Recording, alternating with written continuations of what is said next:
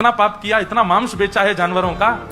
महाप्रभु जी पता नहीं मुझसे नाराज होंगे, पर आज लगता है कोई परम वैष्णव भक्त आया तो महाप्रभु जी का मूड बढ़िया होगा, आज प्रसन्न होंगे। प्रसन्न मुद्रा में ठाकुर जी बैठे होंगे, तब मैं दर्शन करूंगा तो मेरे सारे अपराधों को क्षमा कर देंगे। वहां तो भीड़ लग गई पालकी के पास में, बोले हम हैं परम भक्त। और वो सदन कसाई दूर ही खड़े हैं, बोले इनमें से कोई होगा जो पालकी में बैठेगा, आज पहले उसको प्रणाम करूंगा फिर महाप्रभु जी को करूंगा। वहां तो इतनी भीड़ लग गई कि पंडा पुजारी पालकी लेके जान बचा के भागे वहां से, क्योंकि सबको लगता है कि हमसे बड़ा भक्त तो कोई है ही नहीं। पालकी खाली लौट करके आ गई। महाप्रभु जगन्नाथ जी बोले तुम खाली आ गए, लेके नहीं आए उनको?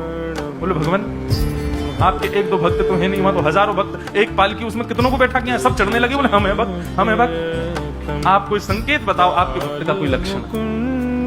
श्री जगन्नाथ प्रभु के नेत्र सजल हो गए, बोले मेरी तरह उसके भी हाथ नहीं है जो आया है, वही है मेरा भक्त, उसको लेके आओ। पुजारी पालकी लेकर के दोबारा गए। पुजारियों ने जाकर के जब उनकी स्थिति को देखा, कोई अपने नेत्रों के आंसुओं को रोक नहीं पाया। बार बार महाप्रभु जगन्नाथ जी को प्रणाम करें, कितने दयालु हैं नाथ, कितने कृपालु हैं।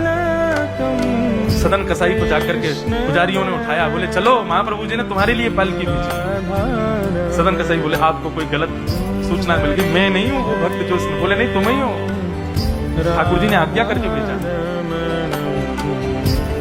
सदन कसाई बोले अगर मैं पालकी में बैठा तो मेरे अभी प्राण निकल जाएंगे, आप सबसे प्रार्थना है मेरी, मैं महाप्रभु जी की आज्ञा स्वीकार करता हूँ, मैं आपके संग चल दूंगा लेकिन पालकी में नहीं बैठ सकता। चलने लगे, बस इसी बात से प्रसन्न है कि महाप्रभु जी ने मुझे स्वीकार तो किया। और जैसे ही सिंह द्वार पर पहुंचे और दंडवत करते ही जैसे ही श्री पतित पावन भगवान, सिंह द्वार पर ही श्री पतित पावन भगवान है, बाहर ही उनका दर्शन हो जाता है। उनको देखा, देखते ही बोले ये पतित पावन भगवान है, श्री जगन्नाथ जी के ही समरूप हैं, पहले इनका दर्शन करते हैं फिर जगन्नाथ जी का दर्शन होता है।